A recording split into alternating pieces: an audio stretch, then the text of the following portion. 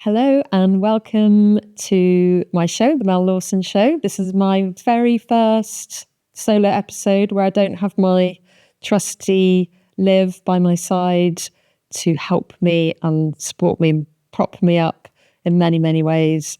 I've been quite nervous about this because, well, various reasons. I was brought up to in the 70s, so don't speak unless someone speaks to you. And, don't go on, don't hog the airspace.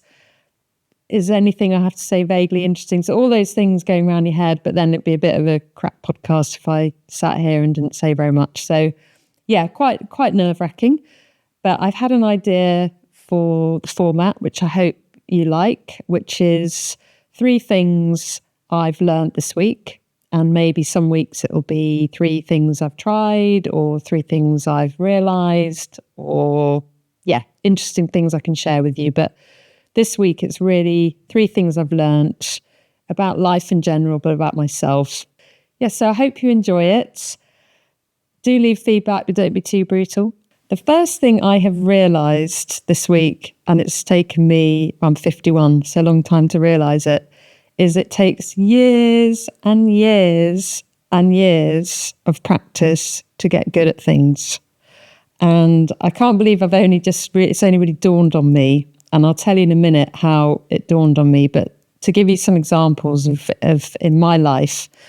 So I play tennis. I love tennis. I played as a kid quite well, but then not, I didn't ever get to sort of, competitive playing, but I was pretty good. And then I didn't play again until my early 40s when I picked it up again. And I've only started playing properly and consistently, and by that I mean on average 3 times a week, for the last 3 to 4 years. And I've only, I would say in the last few months, got to the point where I'm actually not terrible and I'm okay and I can beat my husband occasionally, and I'm okay. But it has taken me so long to get there. And it's a really, if anyone plays tennis or has ever tried, it's a really frustrating game because you're so bad at the beginning. I mean, children obviously learn way faster, but adults, like you're just hitting it in the net all the time, or you don't even hit the ball. It's so embarrassing. You don't even make contact. You hit it out over the fence. And it can get really irritating, and plenty of times where I've thought, bugger this. I don't want to play this. But I have stuck with it because I do love it. And I can actually play fairly well now. So tennis is a really good example. Weight training is another really good example where I've dipped in and out of it over the last 10 years. And I know, so the reason I do weight training is really a sort of future proofing. So when you get to my age, you start losing a lot of muscle, especially as a woman. You have to protect against osteoporosis. So I do it really for long-term health. But when you don't see any gains, to use a gym term, but when you don't see any progress, you kind of think, because I don't hate it, but I don't love it. Like every time I have to force myself. If my PT hears this, please don't take offense, because you're great. But I don't love it. So I've dipped in and out, fallen off it several times. And then for the last 2 years, I have been consistently, apart from the odd illness or holiday, doing it twice a week. I can now deadlift my own body weight. I'm much faster around the tennis court because my legs are much stronger. But it's taken nearly 2 years for me to actually notice and go, oh, no, I am stronger. Because I don't necessarily look that different. And I think, with going to the gym and weight training, and again, especially as an older woman, my son, he's 15, is doing some weight training. And I swear from one week to the next, he looks bigger and his muscles are more defined, whereas I've been doing it for years and I don't look any different. But I My husband commented just the other day that he used to be able to do little drop shots over the net and knew I wouldn't be able to get to them. And now I can get to pretty much everything. And that's from the weight training. So that's taken 2 years. The other thing is running a business. I'm so much better at it now, and I'm still always learning. There's still so much to learn because the business evolves, it grows. You learn from challenges, problems, mistakes, new technologies, new challenges. So you're always learning, but I'm way, way better than I used to be at running my business. There's a few things. So meditation is something that I'm laughing because I went through a phase of really trying hard when my mum was very ill and had terminal cancer, and I looked after her. And I also had, the kids were really young, and I just started my business, and she moved in with us, and it was such a difficult time. So I really tried to meditate to just try and calm down. And I just, in my head, I couldn't do it. Because my mind was racing so much, and I've got quite a racy mind anyway, and I have OCD, so I have quite a lot of obsessive, repetitive thoughts going on. And I was like, I just can't do this. It's not for me. I can't do it. My mind just wanders off. I can't focus on my breathing. To the point where I actually said to the team, we're not doing any newsletters about meditating because that's it. It's a banned subject. It's, I was sort of really irritable about it. But I know I've read so much about it, and I'm reading a book by a guy called Joe Dispenza called Becoming Supernatural. And it's really reignited my desire to learn meditation. And I'm starting right at the beginning, but so far I'm enjoying it. And when my mind wanders, and it did that this morning quite a lot, because I was thinking about what am I going to say on my podcast, I just thought, well, this is part of the process, is learning to recognize that my mind has wandered off. And it is insane what meditation can do. I thought, I'm just going to do 5 minutes every day. And I've been doing it for the last sort of 10 days. And again, it's realizing, well, actually, it takes years and years and years. And you could be, an absolute meditation guru, a Dalai Lama, and you're still practicing and getting better. So that was a huge learning. And where I've learnt this was from my Tai Chi teacher. So a random conversation I had with an osteopath in Costa Rica this Christmas, a chiropractor. He said, I've started doing Tai Chi. It's cured all my knee problems. It's amazing. So I said to my husband, look, we're in our 50s. I think we need to do Tai Chi. And he's like, okay, this is one of your mad, weird ideas. And I just booked us in. Anyway, it's incredibly hard and really hard. And we go every week, and we have this lovely teacher, and there's a group of us, and we're all like a really random mix of people. And we look ridiculous, and I have to spend a lot of it trying not to giggle. We've done, I think, 6 classes now, 6 hours, and we can barely do the first move. And it's actually okay, because that is the whole point in a way. So our teacher said to me, you have to change your mindset and not be success oriented, which I am. And I'm quite competitive. He said, you have to be learning oriented, which I thought was really interesting, because my mindset suddenly, and I thought, oh, yeah, that's the same with tennis, because you cannot be Novak Djokovic.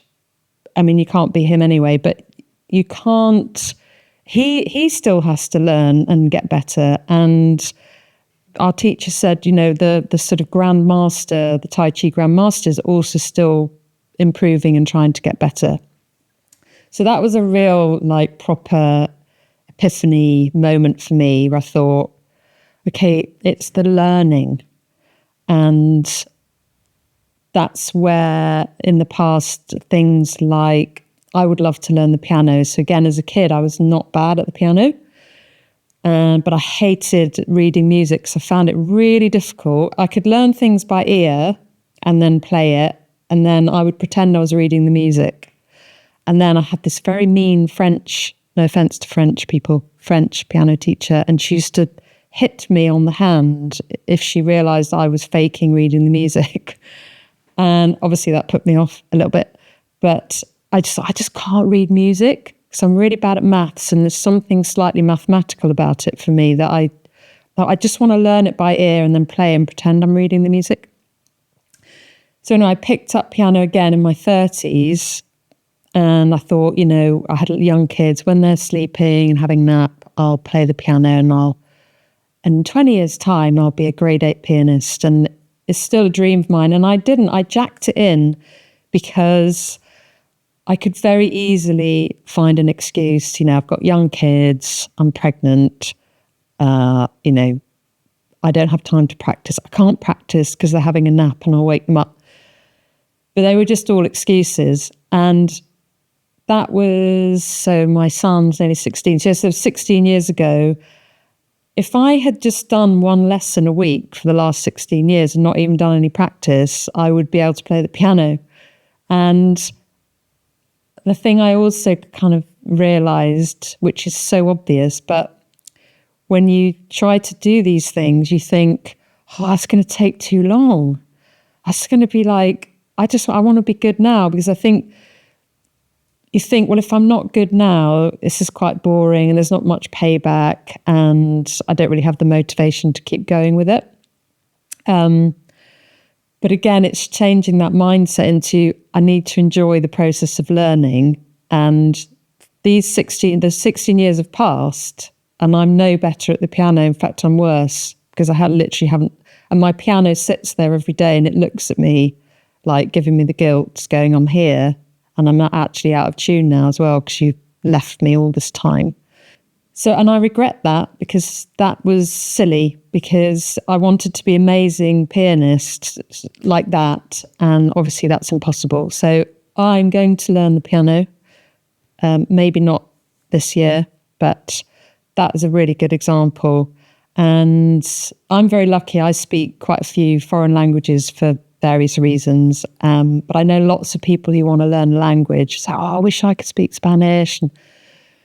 But, it takes so long. And again, I think if you just do a little bit every day, in 10 years' time, you'll be able to speak pretty well. And it's that mindset around changing it to a learning rather than a success kind of tick achievement thing. So that was my first thing that I realized. And Tai Chi is quite challenging in a way, but I'm getting a lot from it spiritually because it's making me actually slow down and go, okay, I've got to spend an hour just learning to move my hands in this one way, which is, for somebody like me, it's very type A, I need to achieve, is also great practice. So that's my first thing, is that it takes years of practice to learn anything and get really good at something. And I mean, obviously, there's no point slogging away at something that you hate. But if it is something you would like to be good at and a skill you'd like to master, I think the classic ones are learning a language, learning a musical instrument, learning a sport. Then just keep doing it and the years will pass and then you'll find you're actually quite good at that thing. The second thing I learned this week, the hard way, and I like to learn a lot of my lessons the really, really hard way, is that I still have not learnt to not go all in hell for leather on new things, and especially things that I'm introducing to my diet. So I have a very sensitive stomach. I have digestion issues, I have irritable bowel. My stomach is the thing that goes when I'm stressed. I feel sick when I'm nervous. I'm a sort of stomachy person. And I've been hearing a lot about an electrolyte brand called Element, LMNT. I got heavily influenced by, I think, probably Tim Ferriss, who is my normal key influencer. And also it's co-founded by a guy called Rob Wolf, who I really like. And I was sold on it and I thought, right, I'm going to try that. It was on Tuesday this week. We have a monthly team meeting where we all get together, and I got up really early and I thought, right, I'm going to take this electrolyte drink and I'm going to feel amazing. I'm literally going to be like flying all day. I'm going to be so hydrated.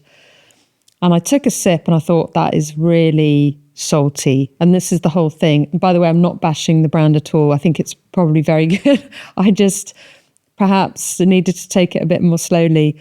And I thought, ooh, that's really salty. I feel like that's going to make me feel a bit sick. Instead of thinking, do you know, I've got a team meeting today. I probably shouldn't just chug something I've not tried before. I just chugged it. I just got into like this sort of, tech bro mentality of I'll just chug a pint of this stuff. I felt so ill. I felt so nauseous. And I was driving into Brighton with my husband, who's now joined our team. So he was coming to the team meeting. And he's like, you always do this. You'd like pick a really bad day and moment to try something new. And instead of having a little sip, you just chug the whole thing. And that is such classic me. And I do that with a lot of stuff. I've done it with a lot of supplements, or I've read something about, I remember reading about sauerkraut years ago, and I think, right, I'm going to try that. And I ate loads and felt really ill. And I'm hoping now that I've finally learnt the lesson, and I will just remind myself, okay, just go slowly. I don't know if any of you can relate to this, but try things slowly and gently and just introduce them, especially if it's something you're eating or like a supplement. And when we advise that with our supplements in my business is don't go like all in, make yourself feel ill. So take things slowly when you're doing new things is my second lesson from this week. My third, again, lesson, I'd say it is a lesson and something I learned about myself. Well, I already knew this, but I've this week I thought it's time to change this now. And my husband will really enjoy listening to this. My need to have the last word is not serving me well, and I don't really know where it comes from. I sort of do probably. I think as a child, I've got an older brother who's a very strong character, and we were quite competitive. But as the younger sister, I wanted to always I wanted to win the argument. Also, we had quite a difficult house, and I had very difficult father, and there was often I felt a lot of injustice. So I always wanted to make sure that I had said my bit, which often got me into trouble. But I really always, as a child, I hated any sort of, if someone was bullying someone at school, I'd go piling in, and I just have this thing in me, which sometimes serves me well, and it makes I defend people a lot and I don't get pushed around. But sometimes I just need to not have the last word. So I had, a couple of things this week have come out of this exercise, but I was part of a WhatsApp group, and I'm sure you'll all probably know where I'm going with this, with the WhatsApp groups. And it's a sort of businessy, networking-y type one. I don't really know anyone on it. I don't really know anyone on it, to be honest. And I don't really participate. And then a subject came up and business related, and I put in a comment about something, and then somebody who used to work with us, who's on that group, basically had a go at me sort of indirectly, but it clearly was having a go at me. I literally had to hide my phone from myself to stop myself from responding. And I've been listening to Liv, who you'll meet on this podcast, who's one of my team, she's a coach. I remember her saying you have to sit with these emotions and really sort of think about where's this coming from? So I sat with it and my anger, my need to reply, and thought, why do I need to reply to this? It was this feeling of, well, I don't want other people on that group thinking that she's right, because she's totally wrong. Because also she hasn't worked in the business for a long time and she doesn't actually know what she's talking about and is very wrong. And I don't want people thinking that she's scored a point and all this like ridiculous human competitive, like the whole LinkedIn thing of like competitive posting around, we're doing this and this, which I don't really do either. But it really made me think, why do I need to prove something to a group of people I don't know, who probably they don't care. They don't care. They don't know who I am. They don't know who she is. Nobody cares. And it's just this thing I have of, I need to have the final say and be like, I'm right and you're wrong and you don't know. And I'm very happy to admit when I'm wrong, but when I know that I'm right and you're wrong, I need to say. Anyway, I slept on it even though I kept waking up thinking about it. And that, again, my brain, and I'm sure you'll relate to this, where you replay these things over and over and then you rehearse what you would say then, or what if they say that back. And just such a bad use of headspace and energy. And so I didn't reply. It took a lot of self holding back not to reply, but actually it was the right thing to do. And often not responding is a more powerful communication message. But that's not why I did it. It was to teach myself to not have to have the last word, because actually it was really not important. And so that was two things really, is I recognized that in myself. It was not a good use of my energy or headspace. Also those bloody WhatsApp groups. So this morning I was telling Liv about it ahead of this episode. She said, why don't you just leave the group? And so I left the group and I feel really good, because it was just a thing that was just bothering me and I wasn't getting anything from it. And now I just don't need to even think about it. So yeah, I think there's a few things in there that maybe you can take away, but I don't know if any of you are like me and you do get that need. And I think at home and in relationships and with partners, it can be that temptation to, I want to have the last word. Maybe just try not having the last word and see how that goes. And yeah, if you're in any of those WhatsApp groups, maybe just leave. Right, my 3 things this week are: takes years of practice to get good at something, and embrace the learning rather than the successes. Don't go all in hell for leather on new things, especially if they're things you're putting in or on your body. It's a really bad idea. And number 3, if you're one of those people that feels you have to have the last word, try not having the last word and see how that goes. Hope you enjoyed this. Please leave comments, suggestions, and if any of this rang a bell with you, we'd love to hear about it. And thank you very much for listening.